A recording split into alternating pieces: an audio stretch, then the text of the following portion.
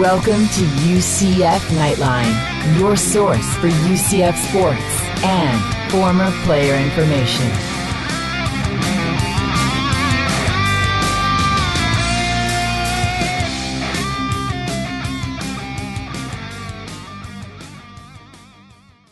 Hello, Night Nation. This is Andrew Phegley coming to you from the 1148 studios, and this is Knightline 124. Joining me as always is Trylko. Hello, everyone. All right, Knightline 124 is brought to you by the Dever Team, your source for New Smyrna Beach real estate and everything else New Smyrna Beach. Go to thedeverteam.com and call UCF alumni Travis Dever for all your New Smyrna Beach needs. 386-690-1636. 386-690-1636. How sweet it is. UCF makes Memphis sing the blues. We are joined by our football analysts, Nick Patty and Kyle Israel. Plus, a Cincinnati insider gets us ready for the next matchup, and we're answering your questions during Ask Knightline. But first, then I'm walking in Memphis, just walking with my feet 10 feet off a beam, walking in Memphis. Let's make that walking over Memphis. How about that? UCF is now 25th ranked in both the AP and the USA Today coaches poll after moving to 3-0. 40-13 over Memphis, a dominant performance in which the Knights amassed more than 600 yards of total offense, and we loved talking with you guys about that after the game on Knightline Postgame Live. I am overwhelmed, actually. So many people came up and said hi to me and us yesterday. There was a line of people at one point at Burger U. It was unbelievable. That is why I do this, to have people come up and say, I love what you do and all that. It's awesome. I love it. That is my favorite part of it. Please keep doing that. are autographs still free? Or Absolutely. Oh, that's good. Yeah, okay. yeah, All right. Good to know. Good well, to know. For the time being. And when the line is more than 7 people, I will think about charging. No. But it's awesome. I love it. It's amazing when that happens. It's absolutely awesome. So people, we were walking from the garages to the softball lot and just happened to walk by and somebody heard me talking, I guess, and was like, "Hey, I love it. I love it." So if you see me, if you hear me, say hi, please. I love it. It's awesome. And I get to Burger U coming in late from the post-game press conference, and you got couple of fans sitting there talking game with you. And that's the coolest part about it. That's what I wanted to happen. That was my vision of this in the very first, part of it. And it's even cooler because I've had to figure out who's going to talk to me while you're getting your stuff going. And I want to take phone calls and all that stuff, but it really helps to have somebody else there to talk. I've had Carson Engel, Eric Lopez, I've had Travis Dever, and now I had Stefan and Matt Ayala yesterday. That is awesome. So those spots are open most of the time on these post-game live shows. So show up, and you can sit there and start the show with me. That's exactly what this is for. Knightline Post-Game Live is for you guys. It's about you. You guys are the stars of the show, and it's even better because we can do stuff like that. That's awesome. Going to be a little unusual this week with the Cincinnati game with an 8 o'clock Eastern time start. And, these games end 11:15, and we go on a half hour over. So this may be midnight Knightline post-game live by the time we get things rolling. Yeah, it'll be late, but that's okay. I mean, there's people on the West Coast as well. It'll be late for the East Coasters, but there's definitely people on the West Coast that listen, and we'll make it happen. It'll be fun. Did you have anything to talk about off the start of the show? Oh, yeah, 40-13, a dominating performance over Memphis, 603 yards of total offense. Unbelievable. I mean, there's no perfect game played, but boy, oh boy, this one was pretty darn good. I know somebody told me that I can't make nicknames anymore. Who said that? Somebody on Twitter told me. Oh, because you made one for Jawan Hamilton. Yeah. And then he got hurt, so you're being blamed. Yeah, of course, it's my fault. Superstition. I'm going to name the entire defense. I'm going to name it Shock and Awe because that's what's going on here. Shock and awe. Just like in the military, with the military campaign, shock and awe is that you demoralize the fighters for the other side so they can't even, perform. They don't want to. They just lay down. This is what the defense is doing. They're dominating so much that it's shock and awe. And these teams are just, we can't do it. We can't compete. They're laying down. I think that's a perfect name for them, and I hope that UCF hears that and picks up on that. Shock and awe. Well, I mean, you look at the statistics. We talked about how well UCF's defense held Maryland's ground game to nearly nothing. But, of course, that was a third-string quarterback. By the way, they rebounded with that quarterback this week, winning at Minnesota. He had a couple of touchdowns. Because they weren't playing shock and awe. But UCF holds Memphis to 75 yards on 24 carries. And, again, I said last week I wasn't worried about Riley Ferguson, but when the guy puts up 400 yards and 6 touchdowns against then number 25 ranked UCLA, I think the guy's a talented quarterback. He didn't look so talented. 27 of 49, 3 interceptions, sacked 2 times as well. And they disrupted him, and he just didn't look. Awe. He just looked like a regular quarterback, did he? I mean, there wasn't anything special about what he did. So, Memphis's newspaper I thought was interesting. They've got a column on the game, and I thought the last paragraph was the best part. On Saturday, the offense was far from perfect. It was a bungle from the start. So maybe the mistake was agreeing to reschedule the Central Florida game in the first place. Or maybe it was overlooking the hard reality that this Memphis team hasn't been all that good. Well. Whoa, hey.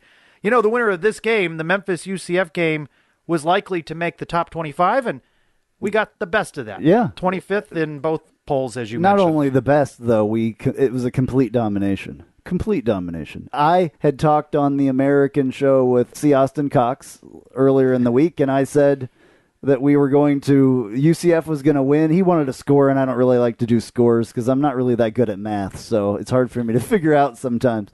Anyway, so he wanted to score, and I said UCF by 2 touchdowns. And it was more than 2 touchdowns, but it was at least 2 touchdowns. So I'm It's good. funny you bring that one up because my predictions are normally not that good, so I'm lucky on this one.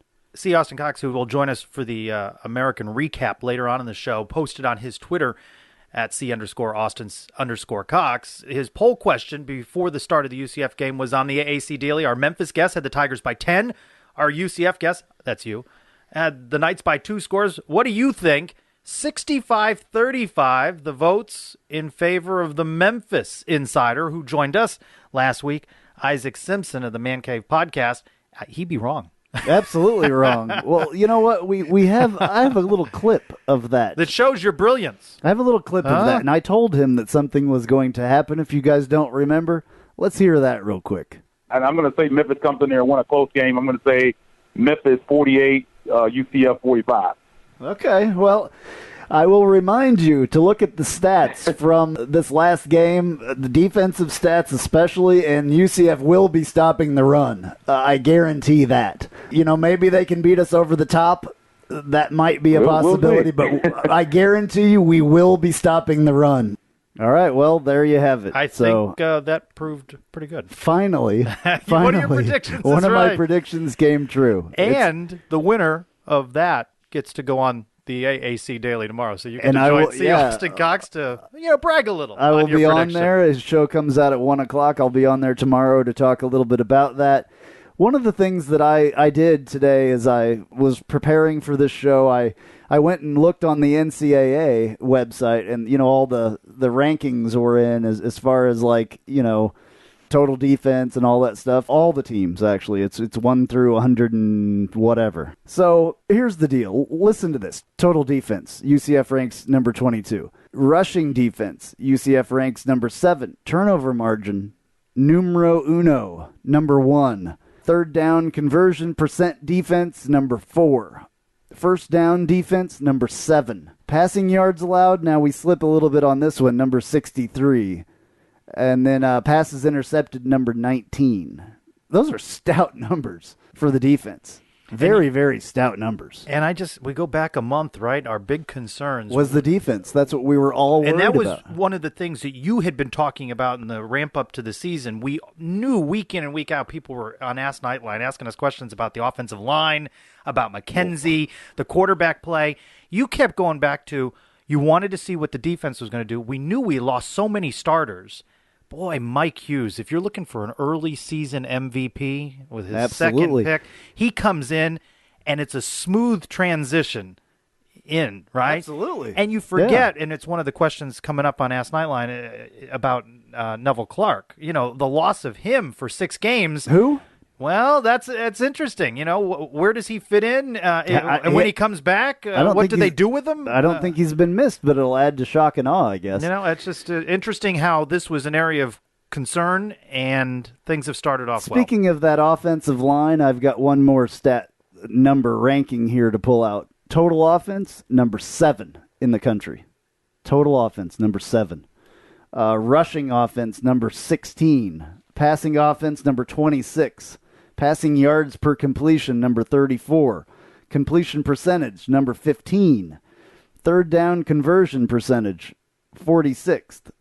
That's a little bit lower there. Fourth down conversion percentage, number 8.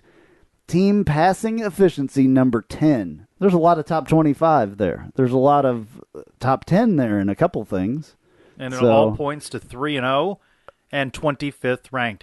And that's after 3 games. I will say that's only after 3 games. That's fine. And there's other teams that have had all 5 of their games.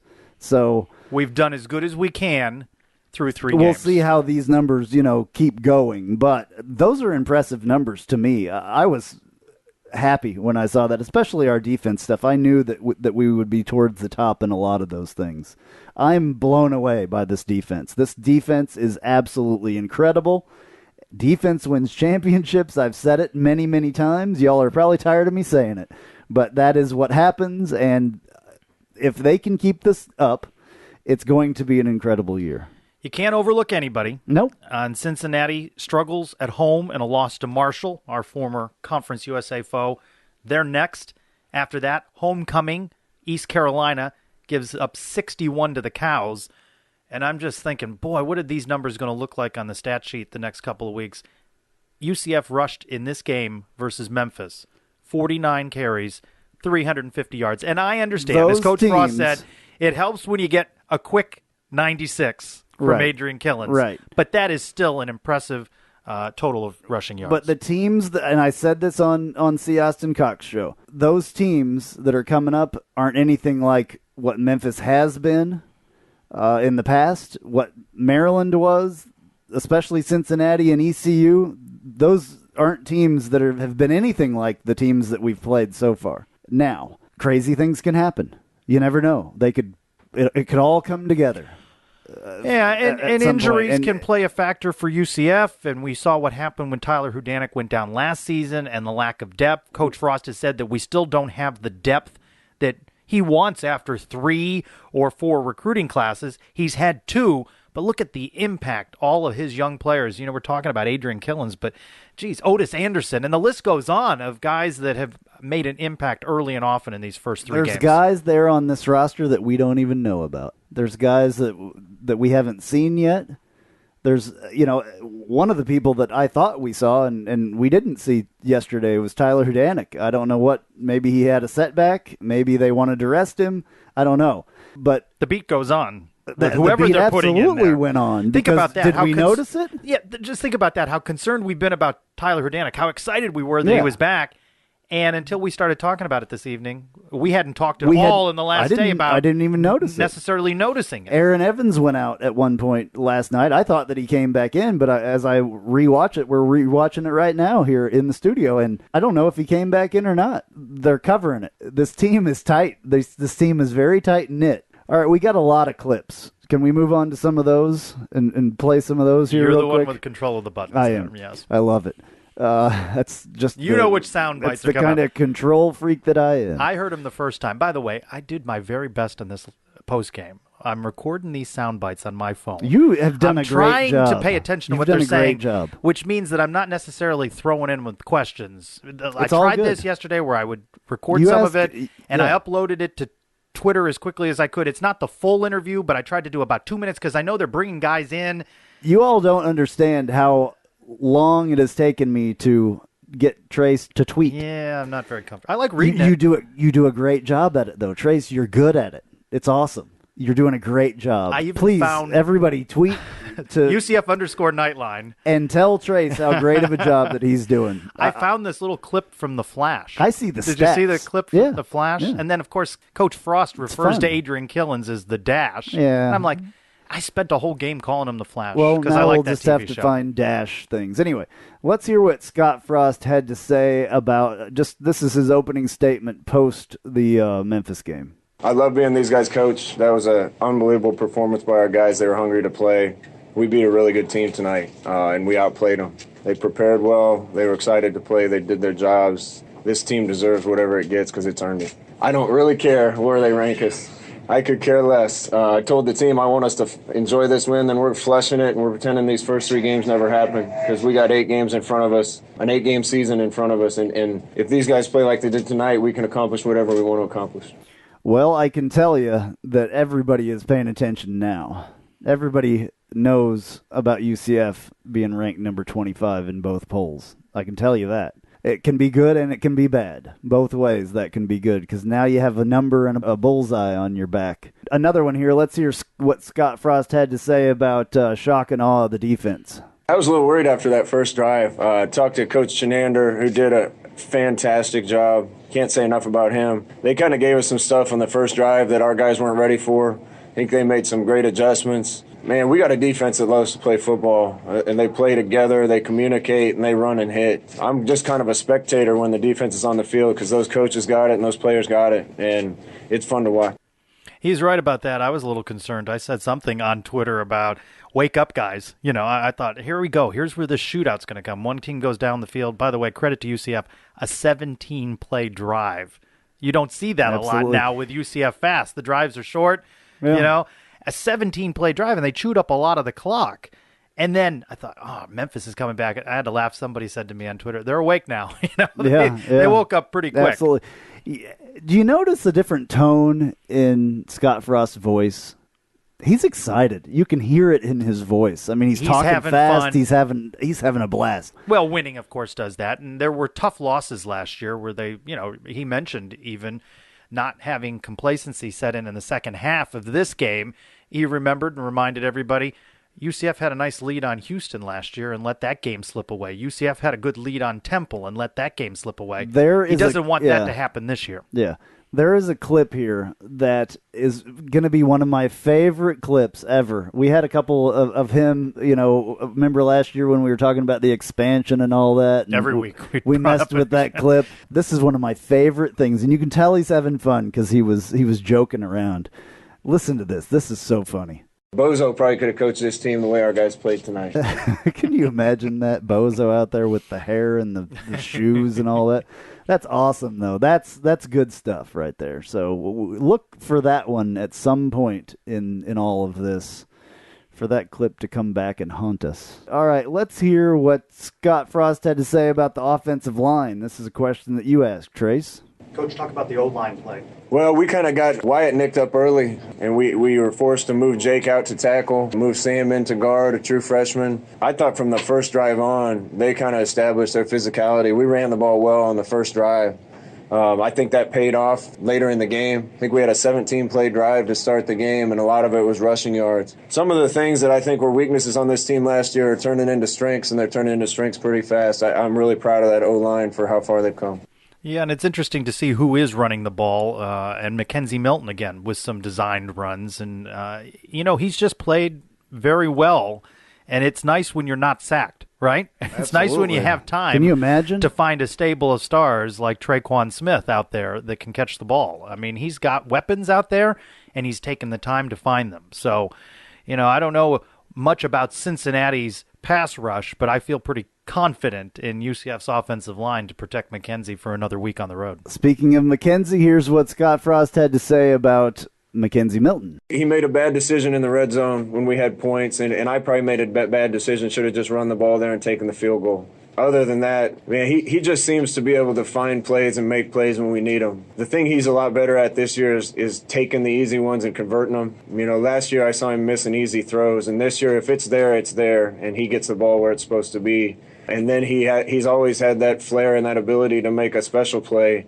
and he's starting to figure out when to try to take those chances and when not to. He's playing lights out for us right now, and I couldn't be happier for him. Back to the defense a little bit here after him talking about Mackenzie Milton. You mentioned Hughes earlier. already in this show. Here's what Scott Frost had to say about Hughes, because Hughes is an incredible player for us, and what a gem we found. A late season or a late camp addition. Yeah. Here's what he had to say about him. Mike has come in. He's not just a fine football player. He's been a good teammate, and he's done everything we asked him in the short time he's been here. But he's a really talented football player. I think he's got a chance to play after college. The circumstances were kind of strange that he didn't get done with his junior college classes till late, so we had to take him late. But he's been an unbelievable addition for us, and he's doing some things in the return game on defense, in coverage, tackling. He's doing it all for us right now, so we're really glad to have him. This reminds me of when we first heard his name, and I think I went on and I read a bunch of stuff about him, and I said that everybody that talks about him talks about how incredible of a player he is and how lucky we are to have him. Well, you're seeing it, and that came true as well. So I'm glad that we found those articles and we found something about him, because, man, has he done an incredible job there. And that was a spot that we were really worried about, obviously. What do you think? Early season 3-game MVP on defense? Would you name him the MVP on defense so far? Yeah, I mean, yes. There's some contenders there. There are. But he's been a difference maker with the picks and the concern that we had in the secondary going into the season. He certainly put that fear aside. Besides the entire defensive line being the MVP, he would be second, I would think, because I think Pittman and those guys. Well, if you were just naming a player. Yeah. Well, what about on offense? Offense, Adrian Killens. Absolutely. So Adrian through 3 Killens. games, you would name him as your MVP? Absolutely, yes. I think I'd have to say... he's had a lot of big plays. I think I'd have to say McKenzie through 3 games. Considering how restless the fan base has been about that position, the confidence that they had in him or lack thereof. Where are the Boo Birds now, right? Well, you know what? They've receded into the background. Since you've been doing so good on Twitter... Well, it's time to make a Twitter poll. Oh, well, you're going to have to show me how to do that. So I will show you how to do that, and we will be putting that up. So that'll be something that we can discuss with our Ask Knightline, and we'll have a little poll. All right, one more from Scott Frost here, and somebody asked him about a sellout. We got a really good football team and a fun football team to watch. I know this game got moved and rescheduled. A lot of people probably had other plans. It was raining, but I want the people of Orlando to know they missed a fun game tonight. That was a fun stadium to be in tonight, and we're going to put on some more shows this year with some entertaining football, and I'd love to see more people. I will say I was a little bit disappointed. A lot disappointed. I thought that there would be more people here at the game. 34,022, the announced crowd. UCF normally, when they make a plea to try to sell out a game, normally it's worked, I think. Yes, the weather, it was supposed to rain all day. It didn't. It was supposed to be kind of cloudy all day. It was cloudy, but it was hot. It was beautiful. I had a blast tailgating. It was one of the best. You've got a pretty good tailgate location. That's where I used to tailgate, over in that lot. And yeah. I didn't hang out with quite as many player families as you do, so it was neat to hang out with them. But, yeah, I love it. I look forward to it every week. And I missed it so much. One of the things I guess they're doing, for 25 hours, they're going to sell tickets for $25. I don't know how many hours are left by the time you hear this, but there should be a couple celebrating being ranked in the top 25. So, hey, does that mean the higher we go, the lower the ticket prices will be? I don't know. And that's a whole nother ball game, and we can talk about that at some point too. I don't know if that's keeping people away with the whole ticket price thing. I know you thought that would be the case, and remember, I had said that I thought that they would draw lesser crowds but make more money, because they had upped the price point on so many of the loyalists. I'm sure they are. And, we can get into that at some point. I don't know if right now is the time. I'm tired of it. One of the things that I don't like at the new stadium, you can't walk all the way around anymore on the bottom. You can't walk all the way around because it's a club on the west side and the east side now. So you can't even walk all the way around. Which is not uncommon in a lot of stadiums, but it's new to ours. Yeah, new to ours, and I don't like it. Well, one of the folks on Ask Knightline says, it wasn't one of the questions I included, I responded to him, but do you have any answers for the attendance problem? Of course, I think everybody's searching for those answers. He says, I don't. Just a multitude of reasons why. Young fan base, apathy, lack of school spirit by today's college students, too many things to do in Orlando, not a traditional college town, every game on TV, people used to staying at home and watching on their big screen HD TV, incredibly uncomfortable aluminum bleacher seats, Danny White shifting his focus and catering to the rich and wealthy boosters and many more. So he had quite the list of reasons. I'm tired of, I remember George O'Leary used to bark at us when we'd be at coaches' luncheons. We need more people out there. And I thought, well, I'm out there. So, we go. Well, I mean, I don't know. They don't know. They try the... so many things. They do the concerts. They're doing all the activities. Right. They're trying.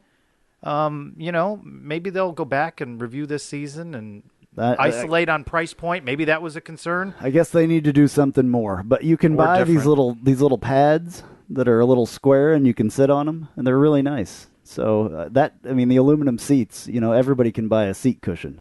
I think it's a bit of a bandwagon town, and I think people want to see momentum. And it's just that people said they wanted to see a more exciting version of offense from the O'Leary era, and they didn't exactly get that last year.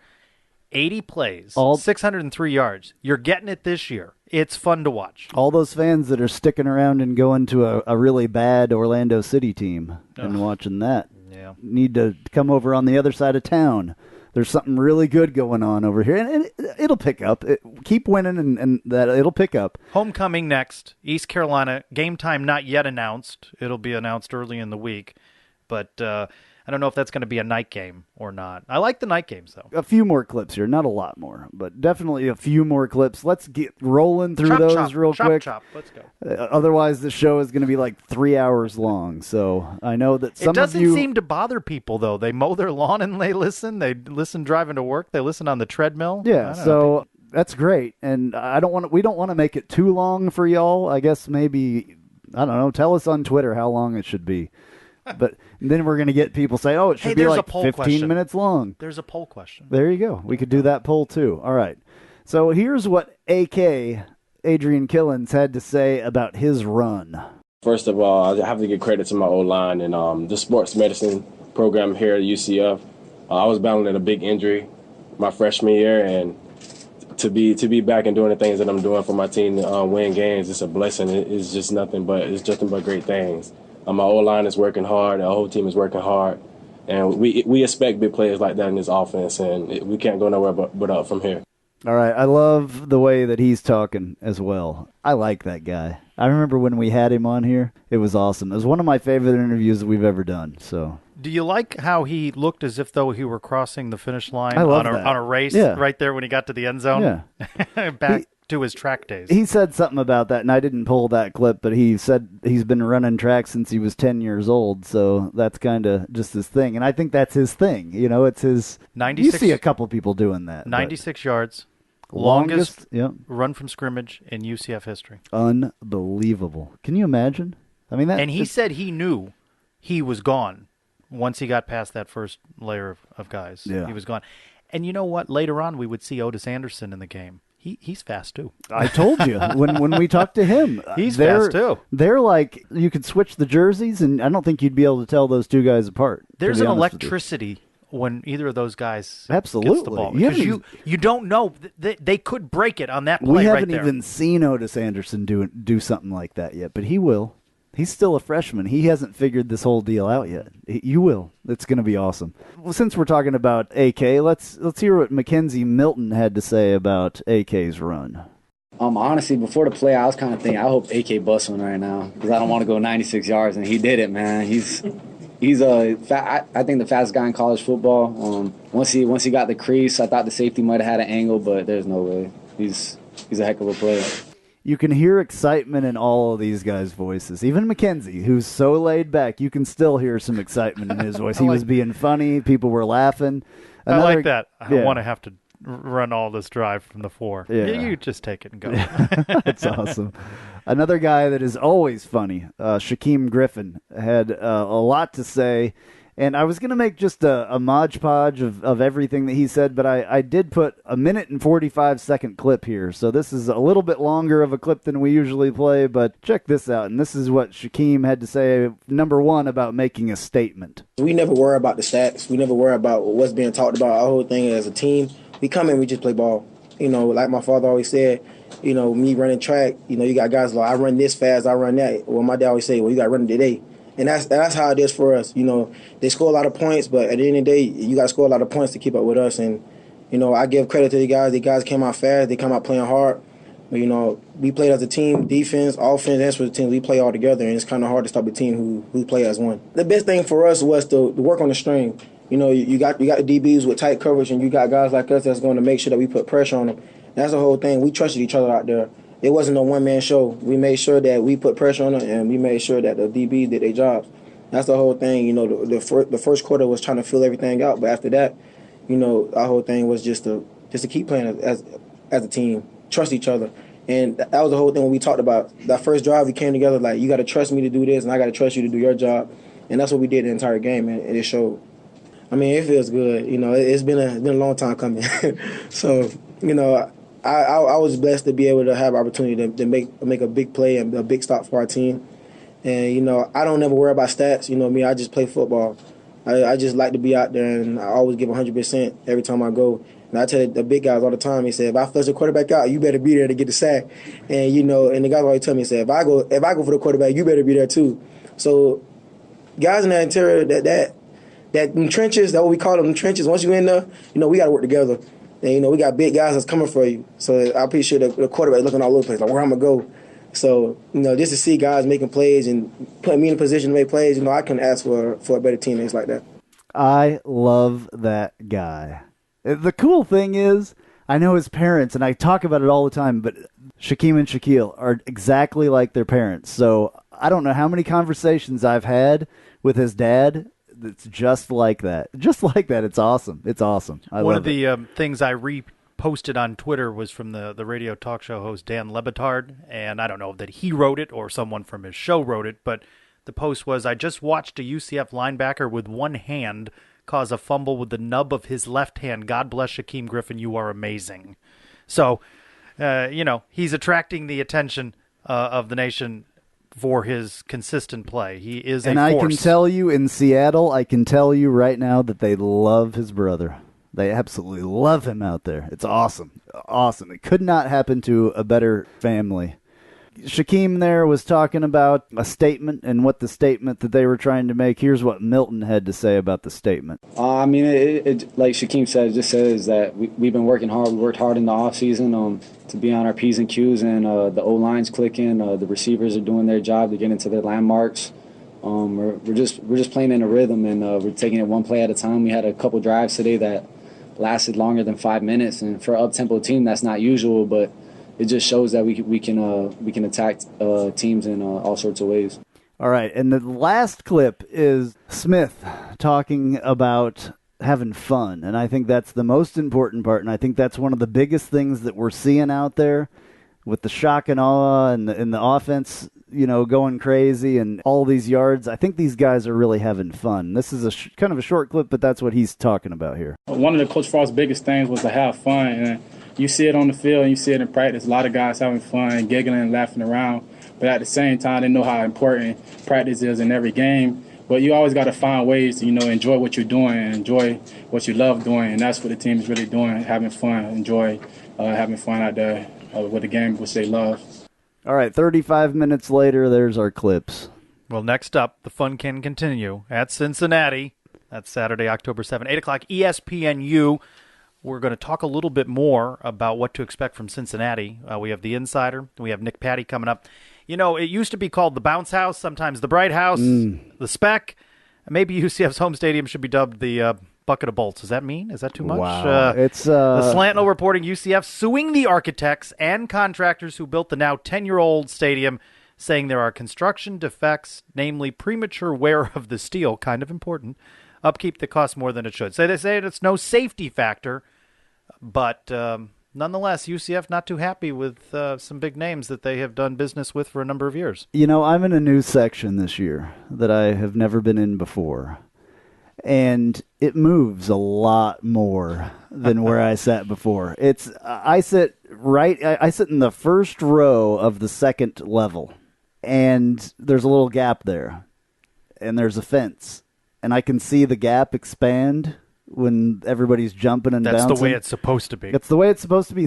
Steel is supposed to flex. That's how these big buildings, they sway, in the wind and stuff. That's how steel works. It flexes. It's a little weird. And I was thinking about that what you just said while I was watching that. It was a little bit unnerving, but I was like, okay, they made improvements after the first season, and all that stuff. And after the first game, rocking. Yeah. I can't even imagine how it was then. So it was bouncy. It's still bouncy. Yeah. I love it. It's what it is, and I don't think that we're going to be in any trouble there. No, not from a safety perspective, but they're spending a lot more on upkeep than they had intended for a 10-year-old building, and be interesting to see the outcome of that lawsuit. It will. I don't think anybody really wants to be known as the bucket of bolts, but it did come to mind there. Well, Nick's coming by. We're going to break down the Knights' big win from every angle. Plus, we're going to talk to him about what it might be like to be in the film room for the Cincinnati coaching staff and players looking at UCF. What might they do against UCF this coming Saturday? Stay right there. Hey, this is Travis Dever, Kai's Real Estate, the Dever team, New Smyrna Beach. Your source for real estate and everything else, New Smyrna Beach. Proud sponsor of Knightline and Knightline Postgame Live. Call me anytime at 386-690-1636. That's 386-690-1636. Let me show you my hometown, New Smyrna Beach, UCF's favorite beach. Go Knights and charge on. Can it get much better than UCF's 40-13 win over Memphis? Let us ask former Knights quarterback Nick Patty, who is in the red zone. Nick, what do you make of this game? Hey, guys. Yeah, it was, awesome game. I think this is one to be really excited about. I sure, thought it was just an incredible performance by those guys. Really proud of them, and I think this is really something to build off of for them. And I'm excited to see kind of where they go next. Huge win for them. Is this what you were expecting when Coach Frost came here, and is this what we've all been waiting for? I know it's a little bit more defensively. I mean, it's defense and offense, but the defense is what's really catching my eye. I was looking for an offense to be insane and crazy, but it's on the defensive side. Does that surprise you, or was this what we were looking for?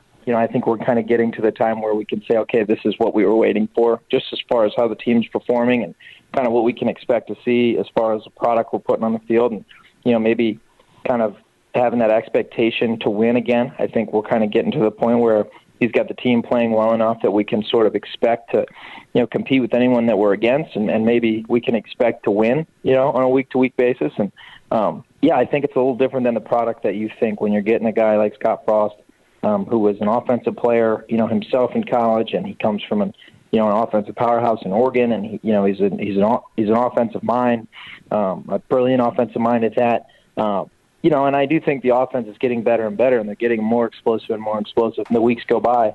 But yeah, I think it's surprising that the defense is as dominant as they have been. And I say it's surprising. I'm not as surprised personally, having played there and witnessed last year kind of how good the defense really was and how good of a defensive mind Coach Shenander is, and how kind of much passion those guys coach with, and how intense they bring every day in the meeting rooms, and how fun they make it for those guys on the defensive side of the ball. I'm not personally surprised of how well they're doing, but I think big picture wise, when we all saw Coach Frost come in here, I don't think anybody really expected for it to be such a defensive dominant football team. And I think it's good moving forward because as you guys know, it's important to have a really good defense, especially when you run an up-tempo offense. And it's something Coach Frost and those guys I know take a lot of comfort in. When you run that up-tempo stuff, it can help to have a defense that can keep up. And if you put them in a bad spot here and there, having a short drive, maybe they get a shorter rest. I know Coach Frost and those guys take a lot of comfort in knowing defense can back them up. A lot of folks have come up to me over the last couple of weeks and have been talking about something that comes to mind as a longtime UCF fan, and especially something that was a part of the George O'Leary era, if there was a rap on it, is that UCF would seem to stumble somewhere against a team they should beat. And I mention that only because we're going to Cincinnati, early 13-point favorites. Talk about that as you were been part of those eras, that notion of they stumble against somebody that they should beat. What goes into that? I think, the first thing that comes to mind for everybody is the complacency aspect of it. Like we touched on earlier on in the segment here is that maybe we're getting to a place where we expect to compete with everyone. And I don't think we're to a place where we can get we're going to get real complacent. that team will get a whole lot of, complacency, or that they may overlook anyone. I think that we're, sort of just now getting to a place as a program where, we can sort of just expect to give everyone our best game. I don't think that, and it's hard to say that they won't, but I don't think that we'll have much of that problem here yet. I don't think that the culture of that place is not conducive to letting their guard down. I think Coach Frost does an incredible job on a week-to-week basis on kind of wiping away victories, enjoying them, using that to sort of propel the confidence. He uses that to sort of propel the preparation for the next week. He does a really good job in meetings of highlighting things that were positives and to build off of. And then he'll swing that right around and saying, okay, this is something we didn't do very good, and kind of mixing those two things together, the positives and the negatives, to propel that into, fixing a couple of those negatives. And I think he does just a great job in moving forward week to week and having those guys really focused, but they mix so much of the fun aspect into it, and it's just an enjoyable atmosphere enough to where those guys really get excited week to week, no matter who they're playing. And, that's a hard question to answer as far as if they'll drop one, because, those are sort of things that come that you didn't see coming. And so it's hard, but I know that team will be ready for Cincinnati, because every year that I ever played at UCF, Cincinnati was a big week. No matter how good we were or they were, that's sort of an unadvertised rivalry, if you will. And that's always a big game, and that's always a neat atmosphere there in Cincinnati. They have really, kind of a cool stadium. They got a pretty solid fan base there, and so it'll be a good one. I don't know that this is the week that they would slip. Not to say that it's a guaranteed win, but I don't know that this is the week that they've let one slip by, just because I know how serious that they take the Cincinnati week every year there at UCF. All right, one-on-one, you and Adrian Killens. How's that 40-yard dash look? Is it going to look like the Memphis defenders chasing Adrian down the field? Is that what you're going to look like, or are you going to be, mano a mano with him? Oh, man, I don't know. That kid is he's special, man. He is a special talent. I don't know that there's anyone on any field that will run foot to foot with that guy, especially not myself. But he's a special talent, man. I mean, you see him, what he does. I mean, you see it last year against Michigan, running away from those guys, and then obviously this past Saturday, that was just an incredible performance by him. And not only that play, but a couple of those other, plays that he had. I think it's pretty evident that anytime he touches the ball here moving forward, that he's a threat to score. And he's a special athlete, special player, and we sort of touched on that in last week's segment, looking into this game, with losing Juwan Hamilton and seeing kind of who was going to step up in the backfield, and all those guys did. I think at some point in the game last week, they had 5 guys that had touched the ball and all over, 20 yards or something like that, I think was the stat. And Adrian kind of stepped up, and AK he's just a special player, and that was awesome to see. And he's if he can keep being that explosive for him, and they have to key in on him, I know that's going to open things up for a lot of those other guys. And if he can be that explosive, and Traquan can step up the way he's been doing, and obviously McKenzie's just been pretty awesome for us as well, and he looks like a tenured, very, very tenured leader out there. So it's been great. But man, AK is a special guy. Well, you mentioned Mackenzie Milton there, and of course, you being a former quarterback, you've got to be watching him and played with him a little bit. What do you think about the way that he's playing? I just think it's awesome. There's just not a whole lot of there's a lot that he can get better on as any quarterback that ever plays, but there's just not a whole lot of things with him right now that you're saying, man, if he fixed this aspect, this offense would really work a lot better. I don't think there's not a whole lot he's doing right now that's holding us back as an offense. He's got to make some mistakes here and there, because he's that gunslinger type where he's going to throw a pick every once in a while. He's going to make a mistake. He's going to maybe take a sack because he's running around. But I'll tell you, he's doing a lot of really smart things. He's playing like a smart football player. And I know Mackenzie from early on in his career, that was an initiative with him, with Coach Verdue and those guys, just to really make him, not handcuff him and hold him back from being that gunslinger and running around and creating that offense like he does from a play-to-play basis. But their big initiative was to keep that around, but to have him harness that for, and when there needs to be a smart play, to make it. And you can kind of see that come out when he, later on in the games when he's breaking away from those huge runs and he's getting us 20, 25 yards. But and then he's going down, and some people see that and they're like, well, he could have just run out of bounds, or, he could have, maybe got a couple more, but those are the smart plays where he goes down, he doesn't take a hit, he knows he's a smaller guy, he doesn't take a hit, he takes those licks off him as the season goes on, he goes down, so he keeps the clock running, he keeps the clock running, and he prolongs the game. And so those are the things you see him do here and there, and, he's throwing the ball away a little bit more as he's back there creating plays and running around in the pocket, and instead of maybe forcing the ball as he did last year, he's throwing the ball away a little bit more. And so I think you just see him, in he's producing, and they're putting up numbers and almost 600 yards of offense, and he's throwing the ball well, and he looks efficient, he looks accurate, but there's just some of those little things that he's doing, and he's just really playing like a smart football player, and I know that was a huge initiative from him early on last year, and I know, it looks like this offseason they kind of kept that working, so it's just good to see. So, okay, I hate to ask you and Kyle the same questions, but I have to bring this up because I think you just talked about it right there. In the fourth quarter, I think it was with about 5 minutes left or something, he was running down the sideline and basically just, he was either going to get tackled or was going to get pushed out of bounds, but he just sat down instead of diving, sliding, or whatever. And Kyle said, and I totally agree with him, I think that was a very smart thing to do. Sure. Number one, it kept the clock going and all kinds of other stuff. It kept him from being injured, possibly. I thought that there was going to be a lot more on the message boards today about, why is he just sitting down? I was just waiting for it, but I haven't really seen that yet. So talk a little bit about that. No, I think, you just sort of touched on it. There's a couple things McKenzie knows. It's that, he's going to run around and create some offense. I think in his own head, he knows that he's going to do that because that's just his game.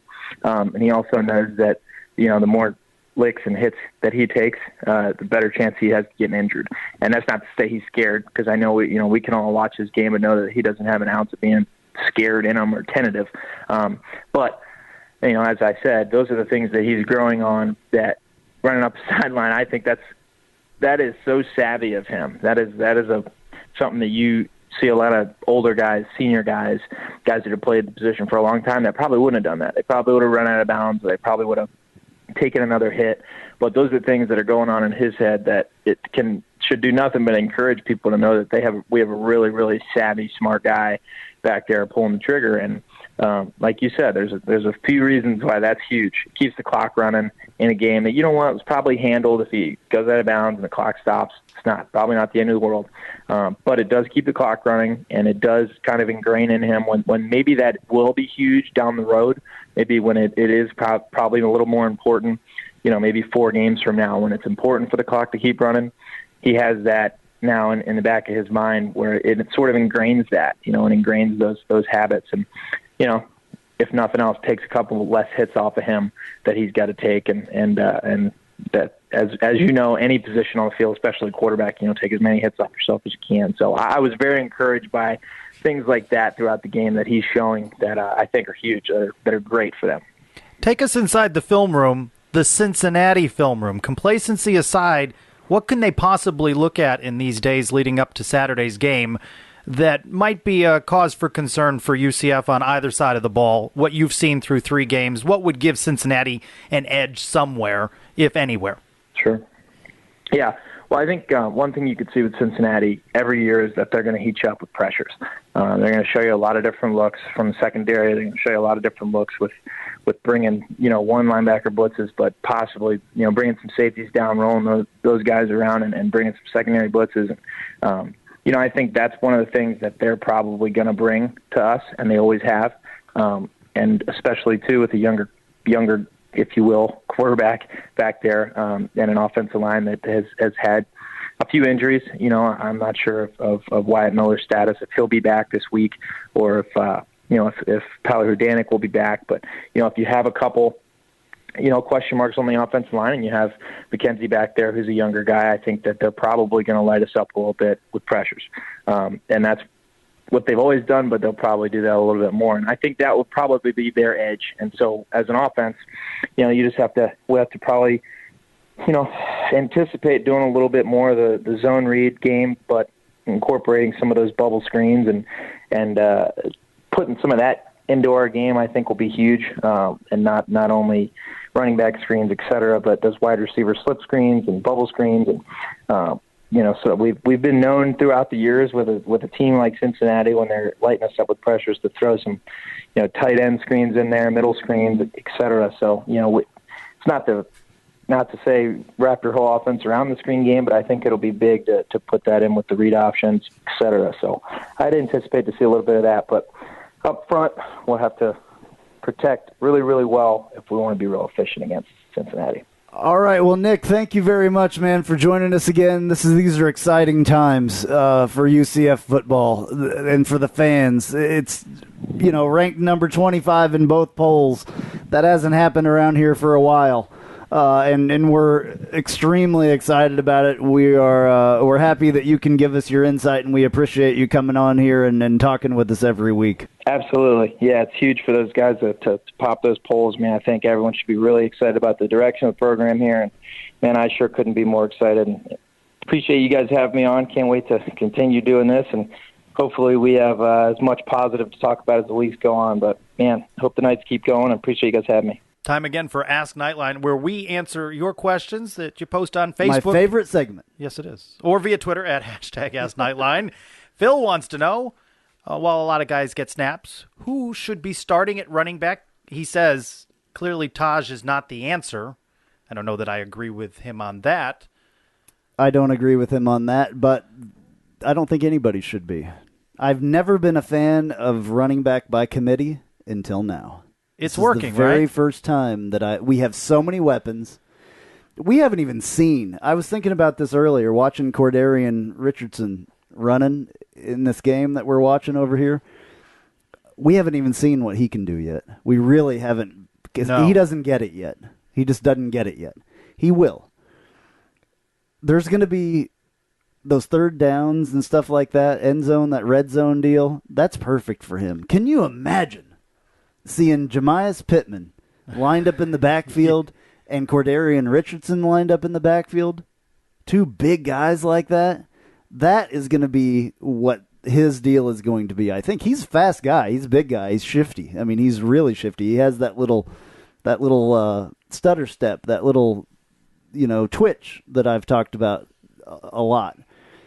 But we haven't even seen him yet, really. We have Taj. We have Cordarian. We have Otis. We haven't seen Otis Anderson really come through yet.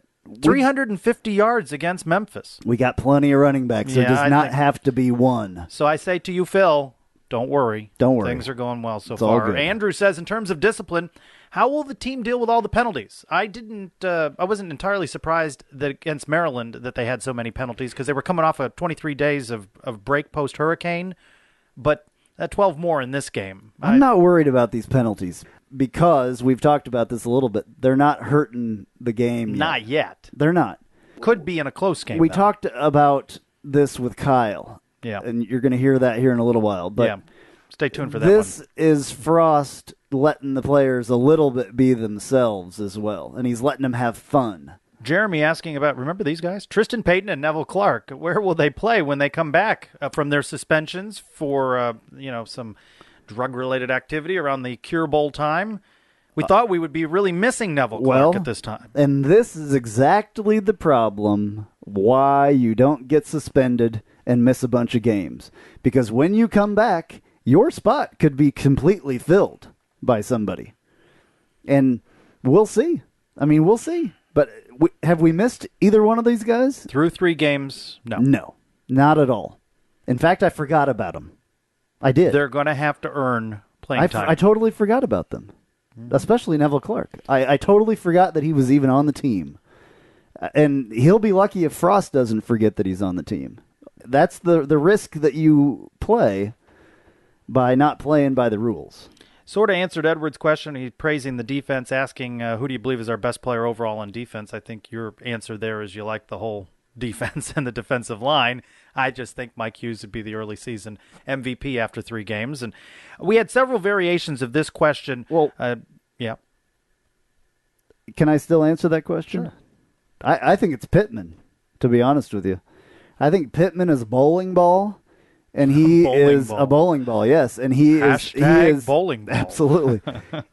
Hashtag strike. See, how or about something. me with the Twitter lingo? Exactly. Yeah. See what I got going here? Yep. Anyway, I think that Pittman is the base of the entire thing, and if he's the one that I worry about. If somebody, something's going to happen to somebody, he went down at one point. Luckily, he bounced right back up and all that. He may have been tired or something. I don't know. Maybe needed to take a little breather. But he's my guy because not only does he play on offense now, he plays on defense, and he is all over everybody. He is a machine. And I remember when he came here, we all knew that or thought that he was a machine as well, and he is absolutely a machine. He is one half of shock and awe. There you go. I don't know about one half. But shock and awe should just be, the shock or just the awe? I said that of my days of watching wrestling because, one half of, the tag team of shock and awe. So several, Daniel, John, Ian asking variations of this. Aside from the Cows, who remaining on UCF's schedule provides the biggest challenge? Any trap games? I'll throw into that I don't want to take anybody lightly. At Cincinnati, UCF established as nearly a 2-touchdown favorite in the early going here of the week. East Carolina home for homecoming. At Navy, that's an interesting. That's still an interesting matchup. I like our chances with Austin Peay and UConn and Temple, and then there's that Cow game in the last week. And I can't wait to see, honestly, what this shock and awe defense. Everybody's going to know this term now, because I've said it so many times. I can't wait to see what shock and awe does to Navy. If they can stop Navy. Ooh, man. If they can stop Navy, they can stop anybody, and this is one of the best defenses to ever play for UCF. Imagine if you're coaches and players that you get up for stopping Navy, right? You know you're dealing with a different kind of animal in terms of an offensive scheme, and you probably get pretty excited trying to figure out how to put a crimp in that. I know that Coach Chenander is there and working on that. I know he is, because that's his deal. He's loving scheming for them, and I know that they're already working on it. All right, we will throw that out on Twitter and social media again next week after that Cincinnati game. Probably Sundays. It works best now with the games on Saturdays, and we get pretty good questions that come in on Sunday. Hashtag Ask Knightline. You can ask anything all week long. Best coverage of UCF continues. We've got a Cincinnati insider previewing the next matchup. And, Andrew, do we get in the win column this week in that UCF fantasy football matchup? We answer that question next. You've heard us talk about the great food at our good friend Kyle Israel's restaurant, The Little Greek Fresh Grill. The Little Greek now has franchises available. Please call 407-697-2272. That's 407-697-2272 to see what The Little Greek can do for you. Also check out The Little Greek's newest location at 3131 Daniels Road, Suite 104, Winter Garden, Florida. The Little Greek Fresh Grill. Fresh, flavorful, fabulous.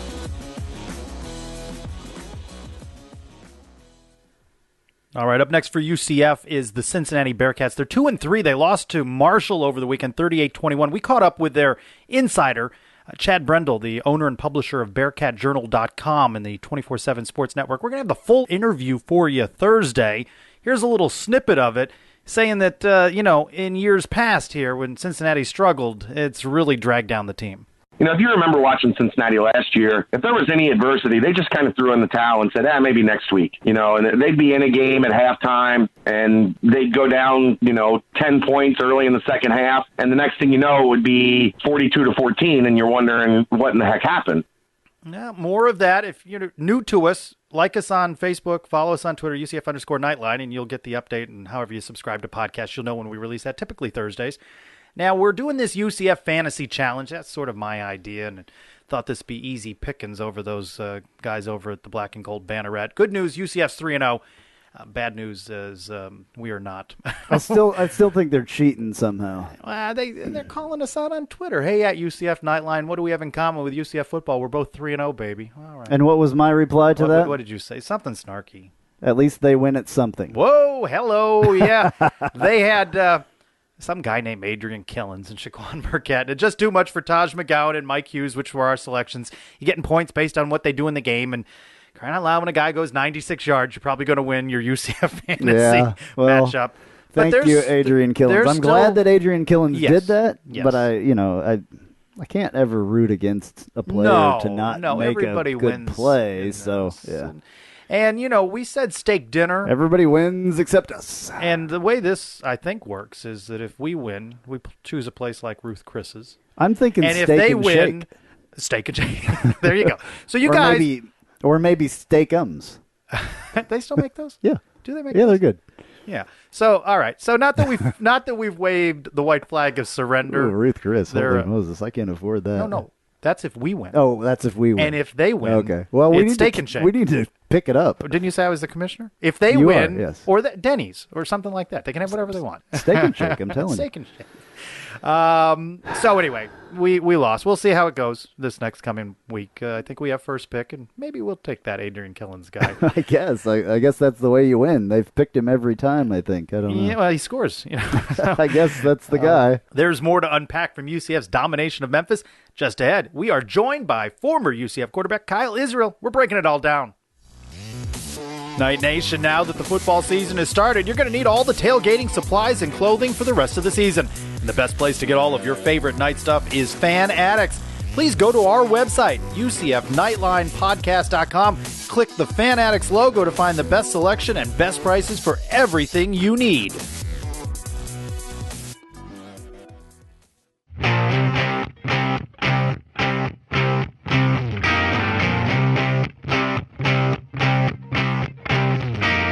Welcome to Inside the Huddle with former UCF quarterback Kyle Israel, brought to you by the Little Greek Fresh Grill.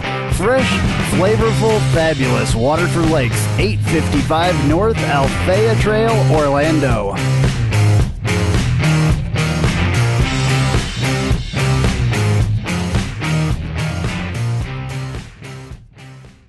$80 plays, 603 yards of total offense, and defensively, UCF created 4 turnovers and shut down highly touted Memphis signal caller Riley Ferguson. How did it look through the eyes of former Knights quarterback Kyle Israel? Let's ask him. Kyle, how about that performance by the Knights? I think that, Trace, you just said it right there. 80 plays, 600-something yards. I think the question mark going into the game from our defensive perspective is, how can we limit Riley Ferguson from having one of these breakout, spectacular games that people up there in Memphis have come accustomed to him doing, especially like against a team similar to UCLA earlier this year. So I think that we accomplished all of those goals when it comes to defensively shutting him down. And then, I don't know if you can say enough about our offense, the running game, and what Adrian Killens was able to do last night. What do you think about that 96-yard run that Adrian Killens had? That was a pretty incredible. Set a record for UCF as the longest play or running play from scrimmage. Yeah, that was so sweet. To see him make 1 or 2 cuts like he did, obviously he was playing a position last night that we're not as accustomed to seeing him play, which was running back from directly in the backfield. Jawan Hamilton, obviously, before he got injured, would usually fill that spot. But Adrian was able to get a few different touches from the backfield without having to come in motion. And I bet you Coach Walters was trying to get 6 or 7 yards on that play. But what we've known about Adrian ever since he basically committed and signed with us out of Daytona Beach, Maryland, was that he was a guy that was going to be a guy that had the type of speed to break open the game. And last night, basically at a 7 or 9-6, 7-6, I forget what the score was at that point, 4, going into halftime, basically, he's able to change the game, create some momentum, and then we end up getting another score going into halftime. So Adrian Killens, to set that record the way that he did with that long touchdown run, and to do it running basically away from the defense, it's electrifying and exciting. One of the questions we got during the Ask Knightline segment was about who should start at running back, and the person says he doesn't think Taj is the answer. What do you think? It seems like UCF has some options, even with Jawan Hamilton, out of the mix. My answer is it doesn't really matter.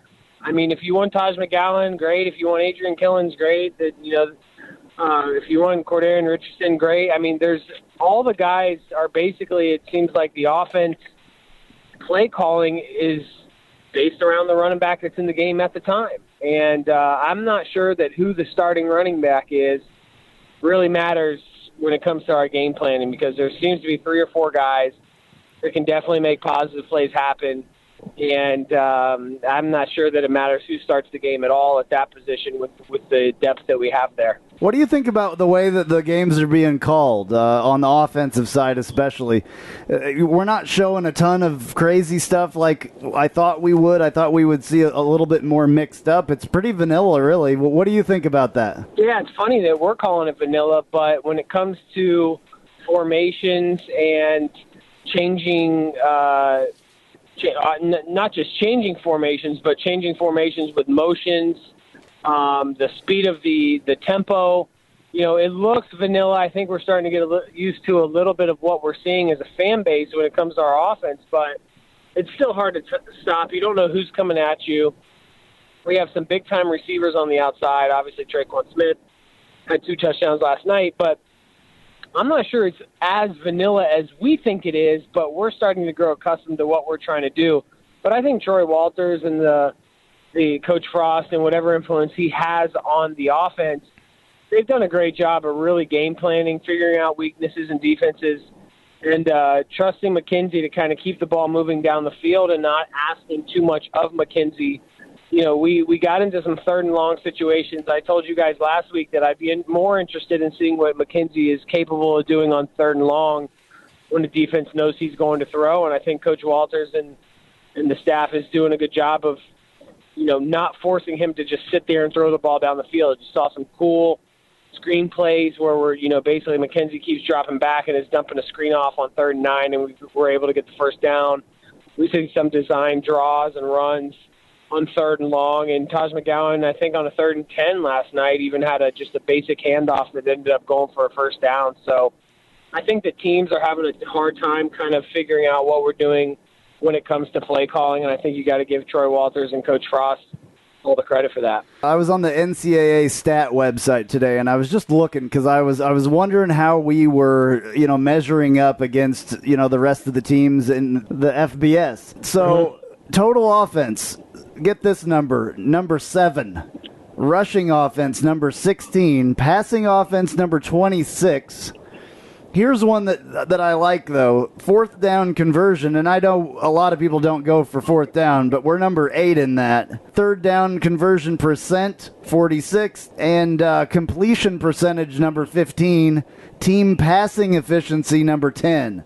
Those are some really good numbers. They're in the top 50 and everything. The lowest one is 46. Yeah, those numbers are crucial. I mean, when you look at 3rd down, when you look at 4th down conversion percentage, when you look at our ability to be efficient in the passing game, like I just said, we're not asking McKenzie to sit back there and throw the ball down the field and diagnose different defenses and read multiple layers of coverage.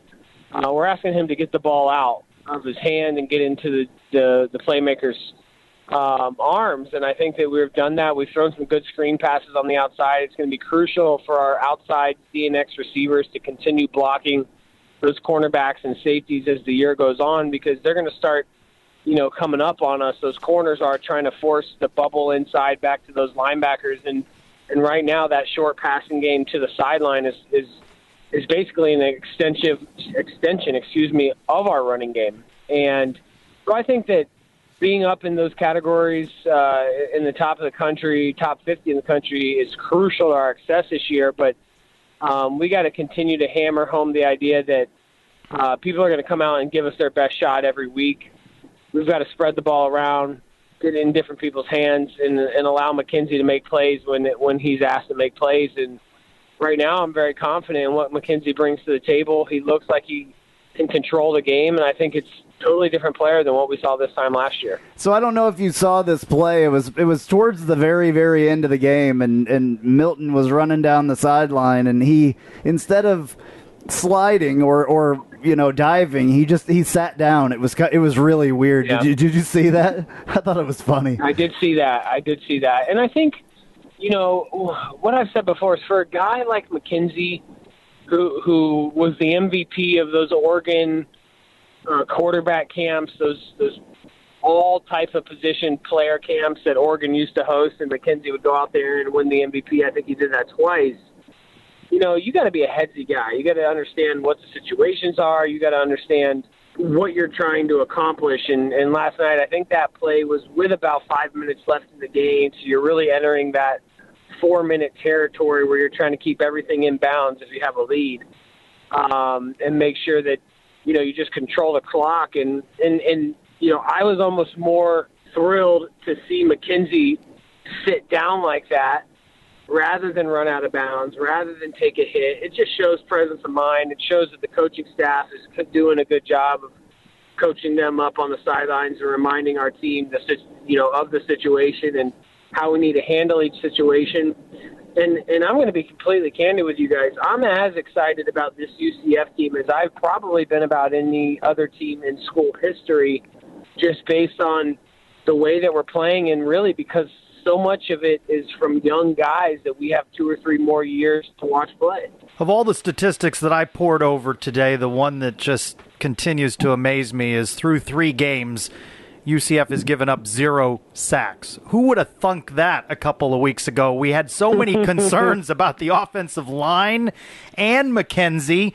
What do you make of that unit, how they've performed through what is essentially the quarter point or so of the season? Well, you got to leave all the credit right there at the offensive line. I mean, even with Wyatt Miller going out early in that game last night, that was a massive concern for me. But we filled his role and really didn't lose a step with some good depth there on the offensive line. I think that we're doing a really good job of keeping defenses off balance. We're not allowing defensive ends to just kind of pin their ears back with the play action game. With the misdirection, and then the way that we're utilizing motions is really not. It's not confusing defenses, but it's forcing them to kind of let the play diagnose itself rather than just knowing that they're going to blitz 6 guys and try to get to the quarterback. And I think we've seen that in the first 3 games. Obviously, the offensive line is doing a phenomenal job when there's 6 guys in the pressure from the 4 up front, a linebacker, and then another linebacker, 2 linebackers. Our running backs are doing a good job of picking up the blitzes or the extra man. So I really think it's a group effort when it comes to the no sacks. And then obviously McKenzie's ability to get outside the pocket. He did a good job last night, I thought, in different parts of the game of throwing the football away, scrambling out, trying to set his feet, seeing that nothing was there, and just, kind of living to play another down. I think all of those combined to really help the offensive line, and so far to give up no sacks, I think is probably, Trace, if not the most important, one of the 2 or 3 most important statistics of the season. Hard to be critical of a team that rushes for 350 yards, has 603 yards of offense, holds Memphis to 75 yards on the ground, but another statistic that stands out from this game, 12 penalties for UCF, 109 yards, and that was the case last week against Maryland. What do you see contributing to those penalties? And I guess I'm accustomed to that George O'Leary era where UCF was always amongst the tops in the country for fewest penalties per game. These are numbers that are certainly higher than we'd been accustomed to over the past several years. It's not something that I'm too concerned about, Trace. I think when you consider the fact that this is a certain way that Coach Frost runs his program, he allows players to play free. He allows players to be individuals on the field. I think when you coach with that style, then, it's not going to all be gravy. There's going to be some negatives, and I think some of the negatives that we have seen are the lack of discipline sometimes when it comes to penalties. I mean, even a guy that you could arguably say is the leader of our football team, and Shaquem Griffin, had a personal foul penalty last night, really in a situation where it didn't make any sense. So with this style comes positives and negatives, and I think right now, if there's any negatives that come out of this coaching style, is just a little bit of the lack of discipline when it comes to the type of penalties that are hurting us. And so far, we've been able to stay away from them affecting the outcomes of the games. But when we get down the road here, and I don't want to overlook a team like Cincinnati. East Carolina certainly is not what they have been in the past, but there's going to be some games down the road where penalties are going to be crucial, and we're going to have to clean those things up to finish out the season the way that we want to.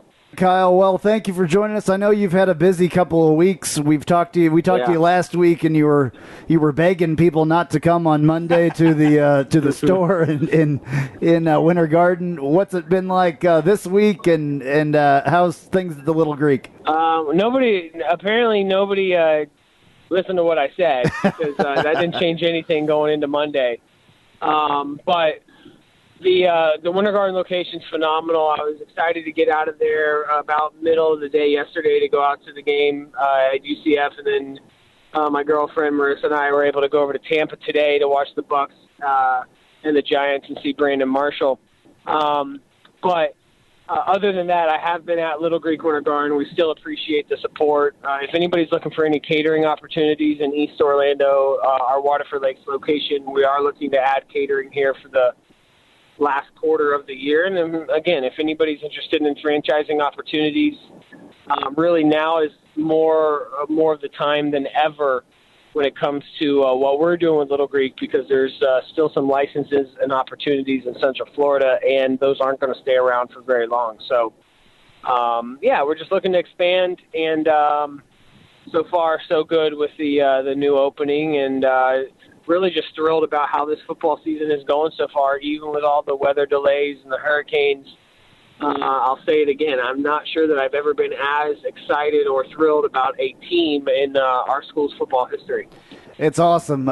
25 in both of the polls. Who would have thunk that after what we went, last year even went through, and then a year before 0-12. So it's amazing. I mean, Andrew, we talked 2 years ago. It seemed like every Sunday we were just trying to figure out some positive to take from every game, and that was even hard at times. And to think that we've, cracked a spot in the top 25, a season and a half later is phenomenal. And so that was I'm really excited about that. I have to keep reminding myself that was without that Georgia Tech game that we were all looking forward to.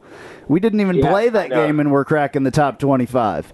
So, I mean, if we would have won that game, we could be even a few spots higher. So I know, yeah. We're lucky to still be there. The whole thing is blowing me away. I'm so excited. This is so awesome to have a year going like this, and our defense is absolutely stout. They're incredible. So extremely stout. I mean, offensively, it's fun to see the type of speed, but there's no doubt that even as an offensive guy, I really, really, really enjoy watching what our defense is able to do in these games and really just make people look silly. Yeah. I mean, Riley Ferguson is again, one of the top probably 100 overall prospects at next year's draft, for sure a top 7 to 10 quarterback, if not higher, based on the rest of his season. And we made him look silly last night, and you got to give a lot of credit to just our defensive backs. Even times, the one thing I've noticed, and I know I'm not more of a defensive analyzer, but what I will say is that our defense, even when they give up plays, it doesn't seem to affect their effort. And after a gain of 20 or so that they give up, they're right back in there in the next play and giving everything they have.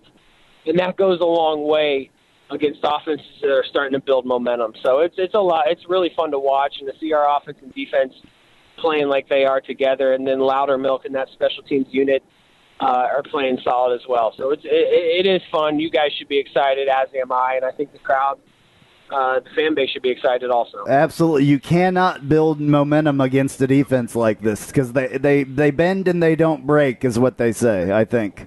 So exactly. It's absolutely awesome. Well, Kyle, thank you. We're looking forward to talking to you next week again. Have a good week out there. I know you're going to be busy. I'm glad that you got to take some time off, though. I appreciate it, guys, and I'm looking forward to a game against Cincinnati up in Nippert Stadium. A lot of people are probably overlooking that game, but I always think that anytime you play Cincinnati in this conference, it's going to be a dogfight, and I'm interested to see how we fare. Absolutely. All right, we'll talk to you next week. Thank you. Have a good week. Thanks, guys. Now time for a look around the American featuring C. Austin Cox.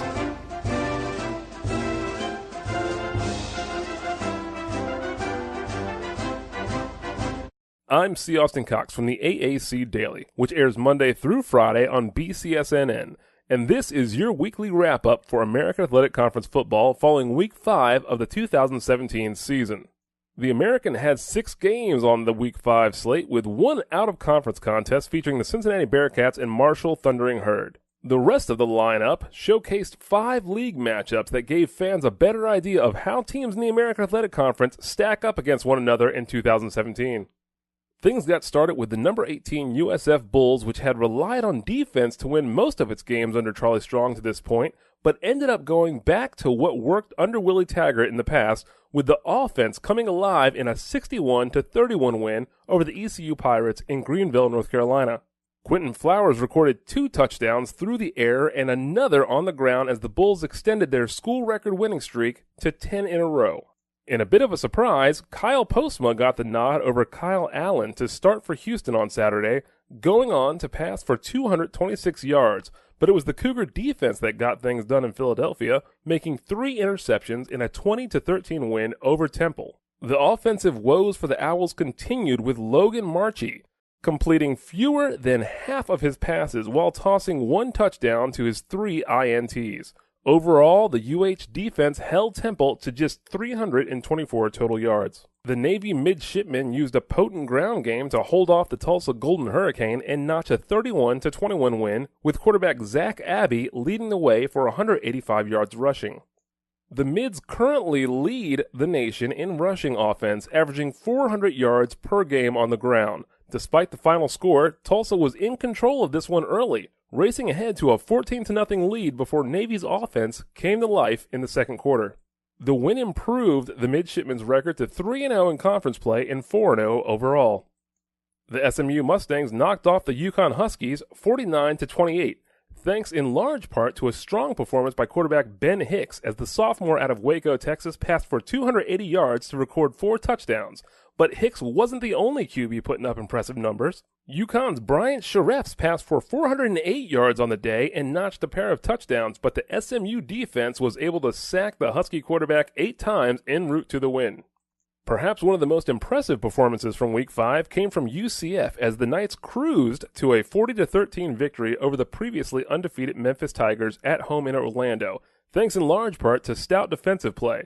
Although the offense, led by Mackenzie Milton, looked good from start to finish as UCF's sophomore quarterback threw for 3 touchdowns while running back Adrian Killens Jr. found the end zone twice as Central Florida rolled Memphis 40-13 to remain undefeated and climb back into the AP and coaches poll, appearing at the number 25 spot in both on Sunday. Unfortunately for the American, the weekend ended on a bit of a low note with the Cincinnati Bearcats, the only team to step out of conference play this week, falling flat at home.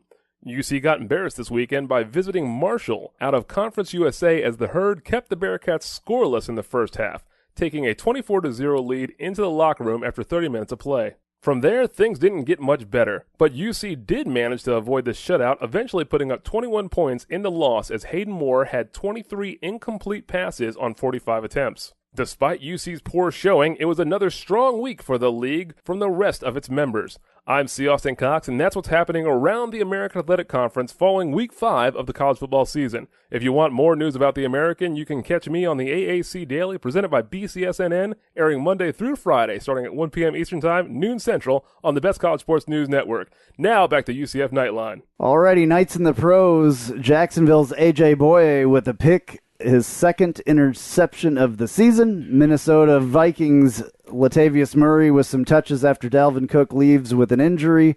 Murray just 21 yards on 7 carries. Remember Brashad Perryman? Who? Yeah. 1 catch for 6 yards in Baltimore. Remember I talked to him during the spring game, and he said this was the year. Yeah, I don't know. He didn't say that it wasn't, this is the year for 1 catch for 6 yards against the Steelers. Yeah. Let's take a quick look at the week ahead in your Nightline Planner. Through October 3, men's golf continues in the, I love the name of this, the Jackrabbit Invitational in Nebraska. Men's soccer, can you believe this, finally gets a home opener. October 4 against Stetson at 7 o'clock at the UCF Soccer Complex. Women's soccer hits the road at Houston October 5. Rowing is back. They open at Jacksonville October 6. Cross country is out the Disney Invitational. Volleyball is at Tulsa on the 7th. Men's soccer welcomes Memphis at 7. We like Memphis, don't we? We beat them in a lot of things.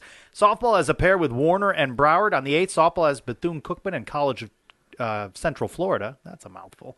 And women's soccer and volleyball are both in Dallas. They take on SMU. Did you say College of Central Florida? Yes. That's what they have on their schedule for fall ball. There's a college of Central Florida. Yeah. Must be some sort of community college or something. Interesting. I guess, Very interesting. And now, news and notes from the world of UCF sports.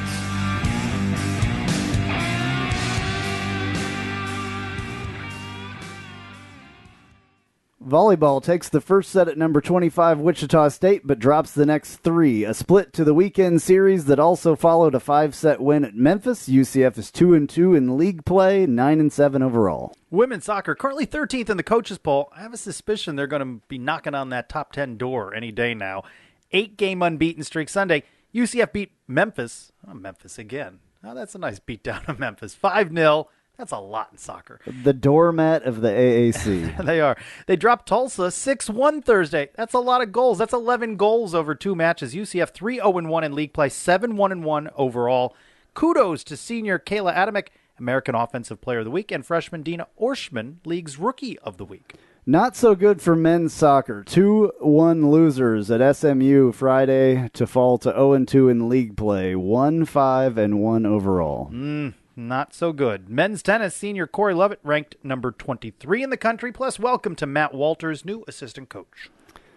Oh, boy. Women's tennis, Natalia Serrano and Monica Mateus, doubles winners at the Bedford Cup. Fall ball underway at softball. I knew. Get 4 words. I knew that you would give me some names, but I did pretty good there. That's all right. Rowing, the 3-time American champs, releases its 2017-18 schedule starting October 6th in Jacksonville. We need to go see rowing. We say this all the time. I know, but we need to. So. We need to go see rowing because they are 3-time American champs, I think, in a row, right? Yeah. Yeah. Women's golf finishes 11th at the Schooner Classic. I wrote another short one for myself. I give you the longer one. Cross country wins the FL Runners Invitational team in Lakeland, team title in Lakeland. We're number 1. We haven't played this yet. Get this ready. Can you get this ready? UCF Ice Hockey is number 1 in the latest Southern Collegiate Hockey Conference standings. You know who. That's the shout out to Kevin Reese. Cows are second. All right. And finally, homecoming hoops on the plaza. That's what the Fan Fest for men's and women's basketball is being called. Friday, October 13th. Friday the 13th at 7:30 p.m. at the arena. You don't want to be there at 7:30 a.m. because I bet you they won't be there. They will not be there. Monday, they open practice. How about that? Basketball. By the way, we're doing an hour and a half long, and we just got football. Oh my goodness, basketball's starting soon. Yeah, we're gonna have remember, and there's months, and then you got all going on at the same time. Again. We're gonna have to have some, maybe AJ Rompza or one of those guys coming up. All right, I'm Andrew Phegley. This has been Knightline 124. Talk to us on Twitter and Facebook. Dial in and listen to Knightline Postgame Live. I'm Trace Trylko. Go Knights! Charge on.